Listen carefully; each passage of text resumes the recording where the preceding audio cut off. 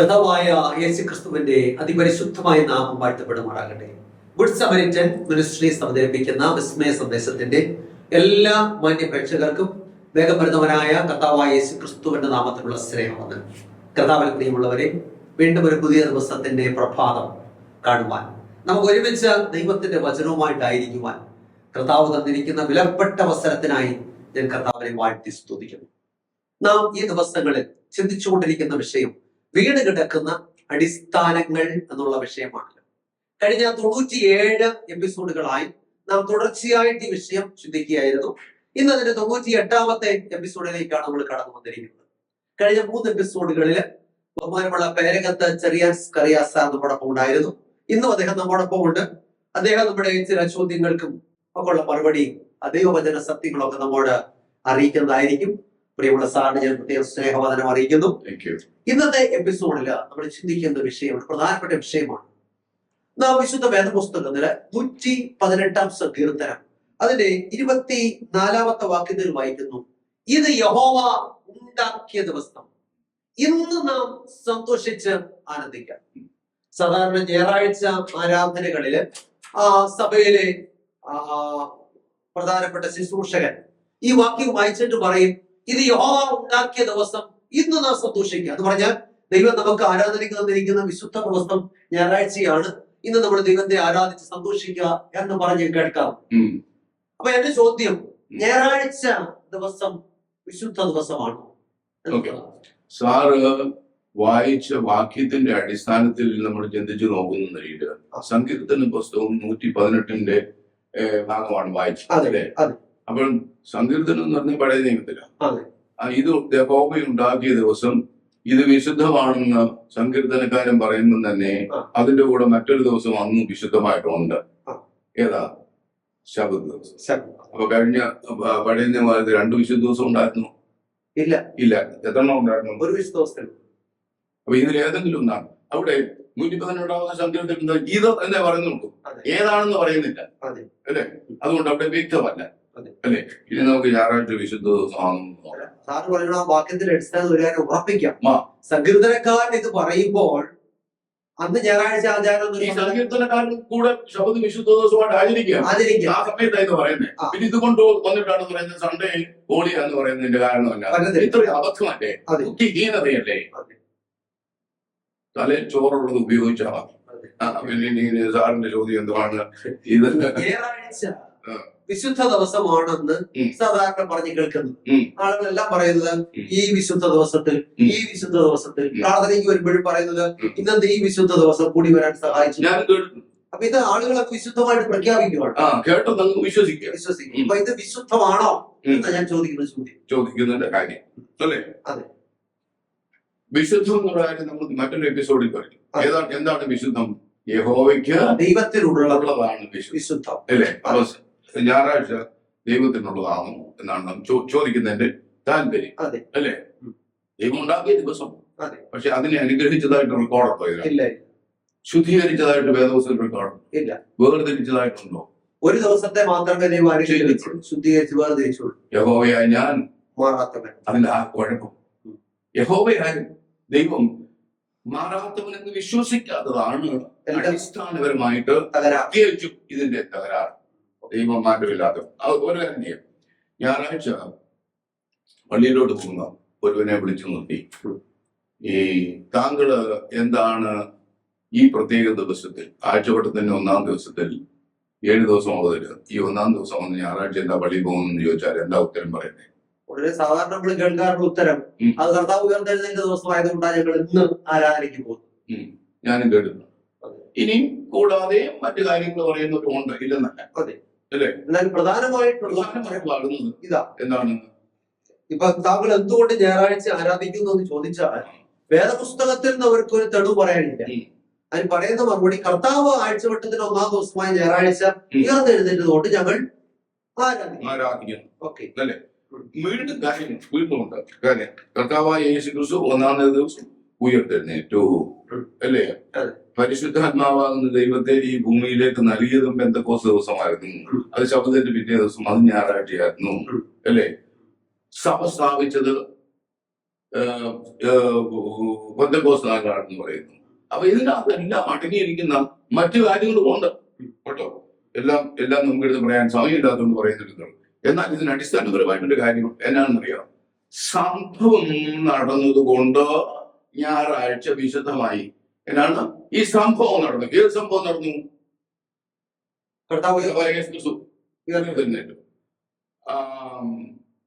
ശിഷ്യന്മാര് അപ്പം നുറുക്കി കൂടി സംഭവം അല്ലേ?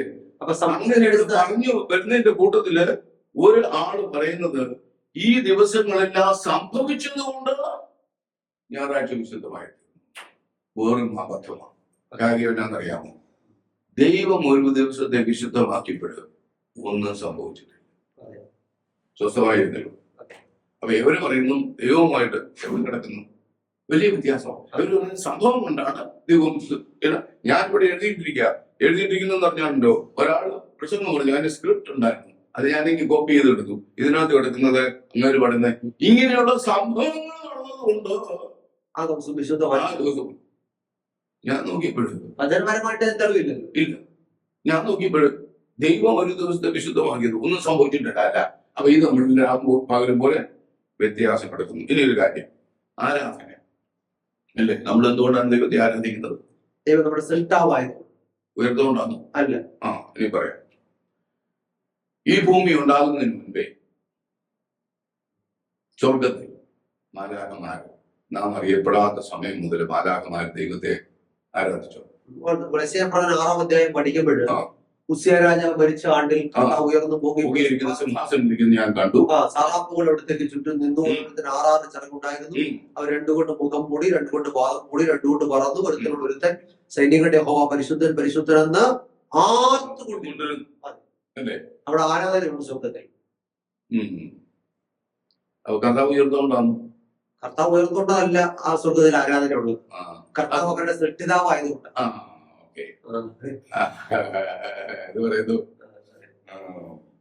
അപ്പോഴ് ഉയർപ്പും ആരാധനയുമായിട്ട് യാതൊരു ബന്ധവും ഇല്ല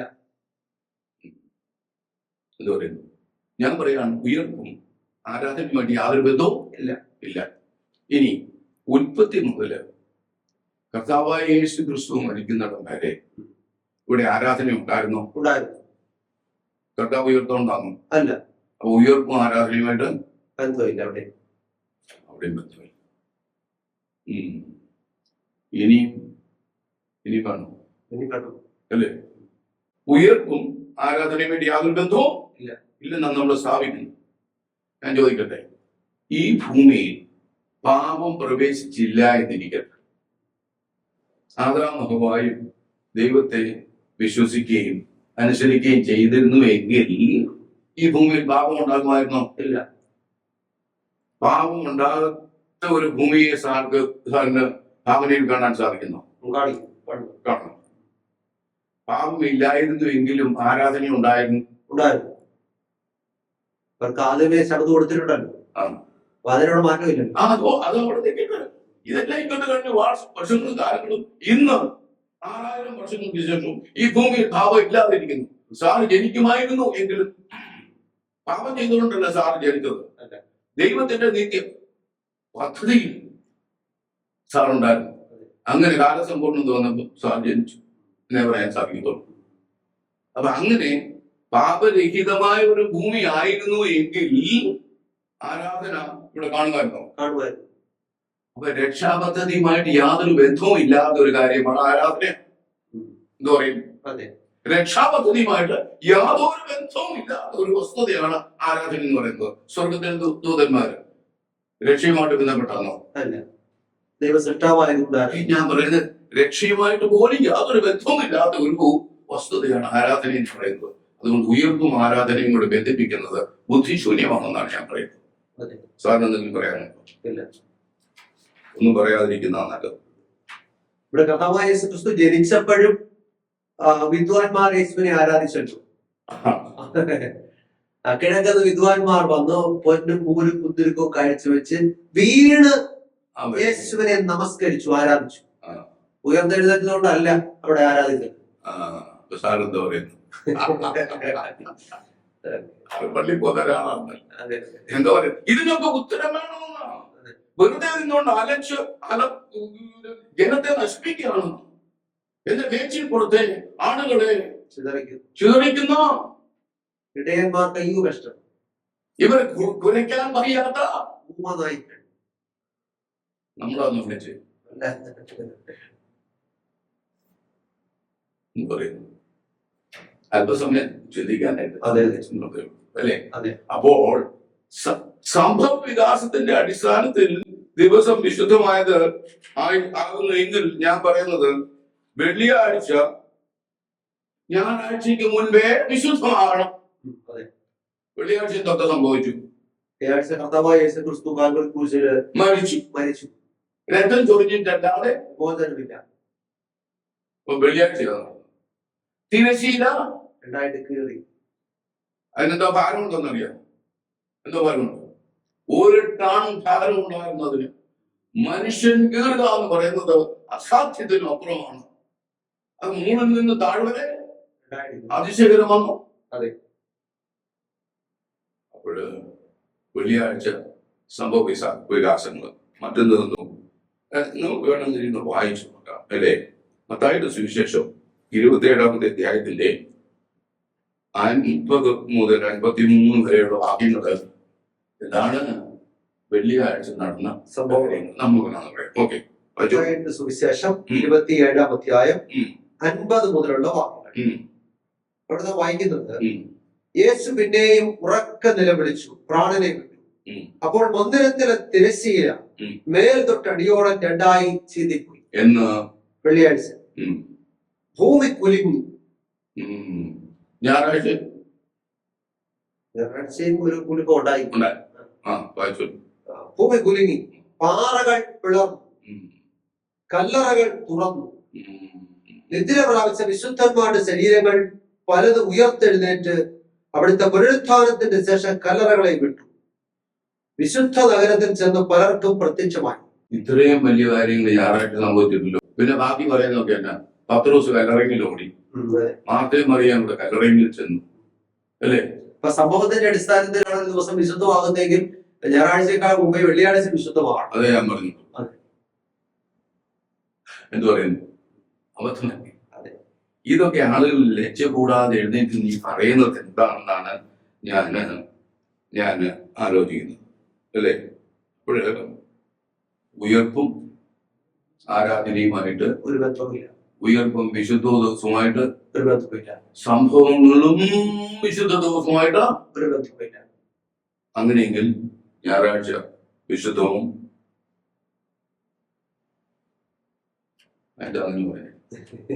നല്ലപോലെ അങ്ങനെയാണെങ്കിൽ ഞായറാഴ്ച ഒരിക്കലും വിശുദ്ധമാകത്തില്ല. ഒരു ദിവസത്തെ വിശുദ്ധമായി പ്രഖ്യാപിക്കുവാൻ മനുഷ്യൻ സാധ്യമല്ല. സാധ്യമല്ല. ദൈവം ഒരു കാര്യം വിശുദ്ധമാണെന്ന് പ്രഖ്യാപിച്ചതിന് മുകളില് നമ്മൾ കയറി മറ്റേതാ വിശുദ്ധം എന്ന് പറയുമ്പോൾ ദൈവത്തിന് വിരോധമായിട്ടുള്ള കള്ളസാക്ഷ്യമാണ്.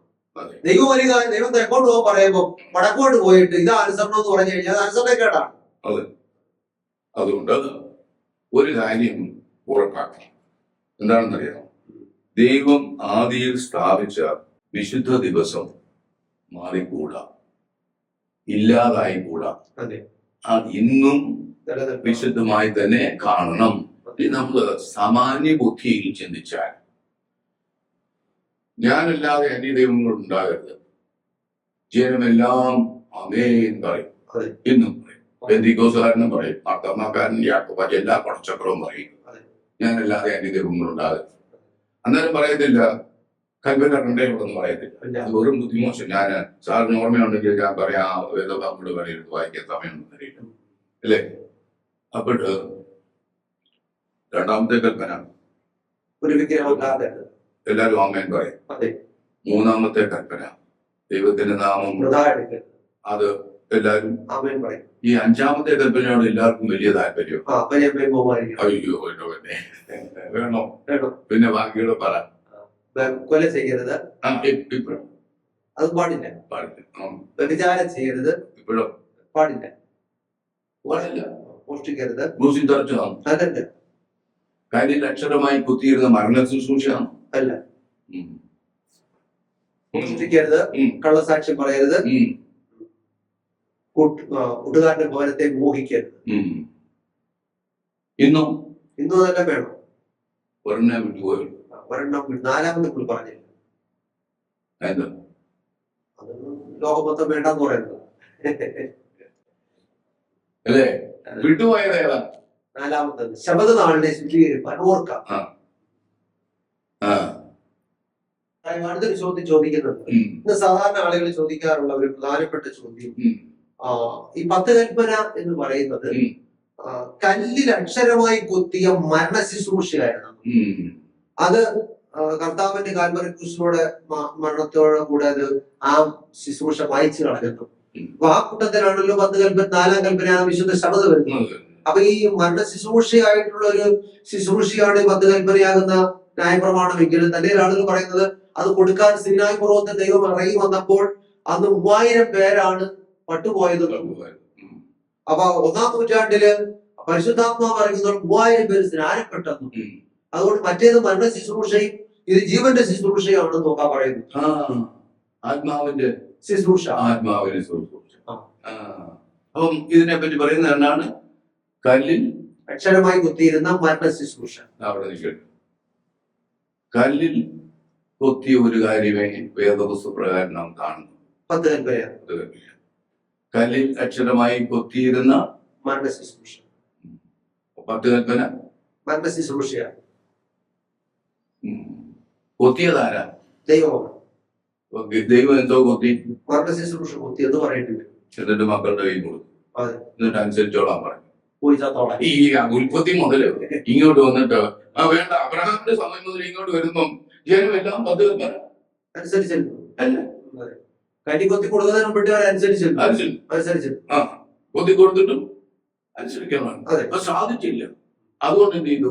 അയ്യോ, ഇത് മരണ ശുശ്രൂഷയാണല്ലോ എന്ന് ദൈവം പശ്ചാത്തപിച്ചു. അല്ലേ? ദൈവം 10 കൽപ്പന എഴുതി കൊടുത്തു, കല്ലിൽ അക്ഷരമായി കൊടുത്തു. ഇത് നോക്കിയപ്പോ ജനത്തിന് ഇതിന് അനുസരിക്കാൻ പറ്റുന്നില്ല. ഇത് നോക്കമായി പോയി. അല്ലേ? അപ്പൊ ദൈവം എന്ത് ചെയ്തു? ഇത് അബദ്ധമാണല്ലോ, ഞാൻ കൊത്തി കൊടുത്തത് തെറ്റിപ്പോയി, അബദ്ധമായി പോയി. അപ്പൊ ദൈവം മാനസാന്തരപ്പെട്ടു. എന്നിട്ട് എന്ത് ചെയ്തു? വായിച്ചോളൂ. എന്നിട്ട് കൃപ കൊടുത്തു.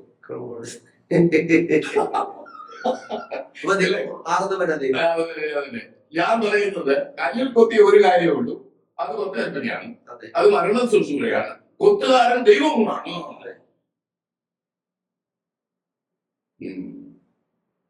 എന്താ പറയുന്നു? അല്പം ചിന്തിക്കുന്നില്ല, അല്ലേ? അല്പം ചിന്തിക്കുന്നില്ല. ഇനി അപ്പൊ നമ്മളൊരു കാര്യം മനസ്സിലാക്കേണ്ടത്, ഈ ഇത് മരണ ശുശ്രൂഷയാണെങ്കിൽ ദൈവം തന്റെ ജനത്തിന് ഒരു പ്രമാണം ചാവാനായിട്ട് കുത്തി കൈ കൊടുത്തിട്ട് ആ മക്കളെ നിങ്ങൾ കൊണ്ട് അനുസരിച്ചോ, സ്ഥലം എണ്ണോ തട്ടിപ്പോവും.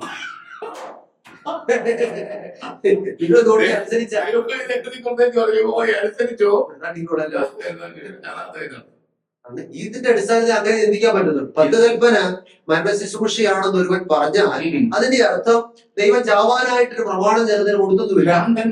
ഒരു സമൂഹം ദൈവം ഒരിക്കലും തന്നെ ജനത്തിന് ചാവാനായിട്ടൊരു പ്രമാണം കൊടുക്കത്തില്ല.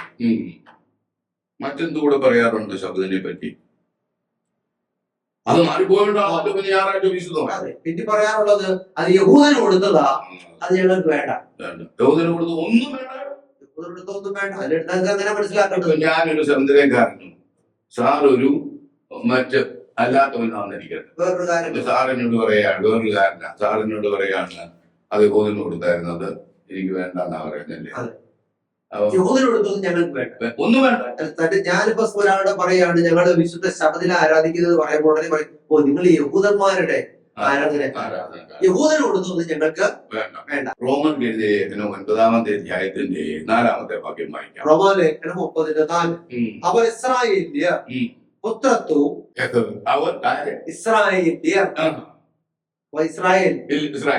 പുത്രത്വവും അവർക്കുള്ളതാണ്, ഇസ്രായേലിനുള്ളതാണ്. ജാതികൾക്കും പുറപ്പാടി വായിക്കുന്നുണ്ട്, ഇസ്രായേൽ എന്റെ പുത്രൻ എന്റെ ആദ്യജാതൻ. പുത്രത്വം അവർക്കാവുന്നു. അപ്പൊ നമുക്കത് വേണ്ട. തേജസ് ദൈവത്തിന്റെ തേജസ് കാണിച്ചത് തന്നെ ജനത്തെയാണ്. ആ, വേറെ അവൻ മേഘസ്തംഭമായിട്ട് രാത്രി അത്ഭുതമായിട്ട് കണ്ടു. സീനായ് മലയിൽ ഇറങ്ങി ഇറങ്ങി വന്നു. ആര് കണ്ടു? ഇസ്രായേൽ ജനം കണ്ടു. ആ, ഈ സമാധാനം കൂടാരം ഉണ്ടാക്കി കഴിഞ്ഞ അവിടെ തേജസ് ഇറങ്ങി. തുടങ്ങി. ഇത് കണ്ട ഒരു കൂട്ടം ആളുകളെ ഉണ്ടാരാ? യഹൂദന്മാര്, ഇസ്രായേൽ ജനം. അതുകൊണ്ട് വേദോസം എന്ന് പറയുന്നു തേജസ് അവർക്കുള്ളത്. അവർക്കുള്ളത് അപ്പൊ നമുക്കത് വേണ്ട. വേണ്ട. അപ്പൊ ഇസ്രായേലിനോട് നമുക്ക് വേണ്ട. പിന്നെ നിയമങ്ങൾ എന്തുവാ? ദൈവത്തിന്റെ ജനവുമായിട്ട് പുതിയ നിയമവും പഴയ നിയമവും ചെയ്തു. ആ. അത് രണ്ടും ചെയ്തത് ഇസ്രായേലുമായിട്ടാണ്. ജാതികളോട് ജാതികളോട് നിയമം ചെയ്തു. ജാതികളോട് ഏതെങ്കിലും നിയമം ചെയ്തിട്ടുണ്ടെങ്കിൽ ഈ പുസ്തകത്തിൽ പുതിയ നിയമത്തിൽ പഴയ ഏത് നിയമമായിരുന്നു ശരി ഒന്ന് കാണിക്കാം. ഇല്ല, അങ്ങനെ നിയമം ഇല്ല. ആ, അപ്പൊ അത് എടുത്ത് കളയാം, നിയമം എടുത്ത് കളയാം. അവന്റെ നിയമം ചെയ്തത് ഇസ്രായേലുമായിട്ട്. അപ്പൊ അവർക്ക് കൊടുത്ത് വേണ്ടെങ്കിൽ നമുക്ക് നിയമങ്ങളൊന്നും ഇല്ല. പൗലോസ് അപ്പോസ്തലൻ പറയാ, ഞാൻ ഇസ്രായേൽ ഗ്രഹത്തോട് പുതിയൊരു നിയമം ചെയ്യാൻ കാരണം അത് പുതിയത് ചെയ്യുന്നത് അവരുമായിട്ടാണ്. ബാക്കി വായിച്ചു. ന്യായപ്രമാണവും എന്ന് പറഞ്ഞാല് എല്ലാ പ്രമാണങ്ങളും ഇൻക്ലൂഡിങ് 10 കൽപ്പന അവർക്ക് അപ്പുറത്തെ ആരാധനയും മാറി കിടക്കത്തില്ലേ? ആരാധന ആർക്ക് കൊടുത്തു? യഹൂദനുണ്ട്. പിന്നെന്ത് കൊടുത്തു? യഹൂദനോട് ആരാധന വേണ്ടെങ്കിൽ നമുക്ക് ആരാധനയില്ല. വാഗ്ദത്തങ്ങളും അവർക്കുള്ളൂ. നമുക്കുണ്ട്. ഞാൻ നിന്നെ സൗഖ്യമാക്കുന്ന യഹോവയാകുന്നു. കൊടുത്ത ഞങ്ങൾക്ക് വേണ്ട. വാഗ്ദത്തങ്ങളും അവർക്കുള്ളൂ. ജഡപ്രകാരം ക്രിസ്തുവും അവരിൽ നിന്നല്ല. ക്രിസ്തു ജനിച്ചതും യഹൂദാഗോത്രത്തിലാണ്. അപ്പൊ ക്രിസ്തു ഇല്ല. അപ്പൊ യഹൂദന് കൊടുത്തൊന്നും ഞങ്ങൾക്ക് വേണ്ടാന്ന് ഒരുവൻ പറഞ്ഞാൽ അവൻ വെറും വട്ടം പൂജ്യമാണ്. അതെ, വട്ടം വട്ടം എന്ന് പറഞ്ഞത് കാര്യമായി. ഞാൻ പറഞ്ഞിട്ട് വട്ടനാന്ന് പറഞ്ഞില്ല. ഇസ്രായേൽ എന്ന പേര്, പുത്രത്വം, വാഗ്ദത്തങ്ങള്, നിയമങ്ങള്, ന്യായപ്രമാണം, ആരാധന, കർത്താവായ യേശു ക്രിസ്തു ജനിച്ചത് യഹൂദനിൽ നിന്നാണ്. അതുകൊണ്ട് 12 ശിഷ്യന്മാരായിരുന്നു യഹൂദന്മാരായിരുന്നു. ഈ പെന്തക്കോസ്ത് നാളിൽ സ്നാനപ്പെട്ടത് ആരാ? 3000 പേര് യഹൂദന്മാരായിരുന്നു. ക്രിസ്ത്യാനിത്വം തുടങ്ങുന്ന യഹൂദന്മാരിൽ നിന്നാണ്. രക്ഷ യഹൂദന്മാരുടെ ഇടയിൽ നിന്നല്ലോ വരുന്നത്. പ്രിയമുള്ളവരെ, ഇന്ന് ദൈവത്തിന്റെ മാറ്റമില്ലാത്ത തിരുവചനം നാം പഠിക്കുമ്പോൾ അബദ്ധത്തിൽ കിടക്കുകയാണെന്നുള്ള സത്യം നാം തിരിച്ചറിയേണ്ടിയിരിക്കുന്നു. ദൈവം തമ്പുരാൻ നമുക്ക് തന്റെ വാഗ്ദത്തങ്ങളും നിയമങ്ങളൊക്കെ തന്നിരിക്കുമ്പോൾ അത് യഹൂദന് കൊടുത്താണ് നാം മാറ്റി നിർത്തുമ്പോൾ നാം രക്ഷയിൽ നിന്ന് വളരെ അകലെയാണെന്നുള്ള സത്യം തിരിച്ചറിയുക. നാം സത്യത്തിലേക്ക് മടങ്ങി വരുവാൻ കർത്താവ് സഹായിക്കട്ടെ. വചനം കേട്ട എല്ലാ പ്രിയപ്പെട്ടവരെയും കർത്താവ് അനുഗ്രഹിക്കട്ടെ. പ്രാർത്ഥിക്കാനായിട്ട് പോവുകയാണ്. നമുക്ക് ഒരുമിച്ച് പ്രാർത്ഥിക്കാം. അടിയങ്ങളെ സ്നേഹിക്കുന്ന ഞങ്ങളുടെ നല്ല ദൈവമായി സുസ്ഥപിതാവ്, നടികളെ കേൾപ്പിച്ച മാറ്റമില്ലാത്ത തിരുവചനത്തിനായിട്ട് സ്തോത്രം. കർത്താവെ, വചനത്തിന്റെ അത്ഭുത സത്യങ്ങളെ കണ്ടെത്തി അടിയങ്ങൾ അകപ്പെട്ടിരിക്കുന്ന തെറ്റിൽ നിന്നും ആമേ പുറത്തു വന്ന് സത്യത്തിന്റെ വക്താക്കളായിട്ട് മാറുവാൻ കർത്താവ് അടിയങ്ങളെ സഹായിക്കണമേ. വചനം കേട്ട എല്ലാ പ്രിയപ്പെട്ടവരെയും കർത്താവ് അനുഗ്രഹിക്കണമേ. കേട്ട വചനം ശിക്ഷാവധിക്ക് കാരണമാകാതെ നിത്യജീവൻ അവകാശികളായി തീരുവാൻ അടികളെല്ലാവരെയും കർത്താവ് സഹായിക്കണമെന്ന് പ്രാർത്ഥിക്കുന്നു. രോഗത്തിലും ഭാരത്തിലും ഒക്കെ ആയിരിക്കുന്ന പ്രിയപ്പെട്ടവരെ കേൾക്കുന്നുണ്ട്. അവർക്കൊക്കെ ആശ്വാസവും വിടുതലും കർത്താവ് നൽകണമേ. ഏത് പ്രശ്നത്തിന് നടുവിൽ പ്രിയമക്കൾ ഭാരപ്പെടുത്തുമെങ്കിലും സർവശക്തനായ ദൈവത്തിന്റെ കരം അവരുടെ വിഷയത്തിന്മേൽ ചലിക്കണമെന്ന് പ്രാർത്ഥിക്കുന്നു. പ്രാർത്ഥന കേട്ട് കൃപയ്ക്കാട്ട് സ്തോത്രം. മാനമോഹത്തോട് നിൽക്കണമേ. യേശു ക്രിസ്തുവിന്റെ തിന്മുള്ള നാമത്തിൽ തന്നെ. പ്രിയമുള്ളവരെ, ദൈവമായി കർത്താവിനെ സഹായിക്കട്ടെ.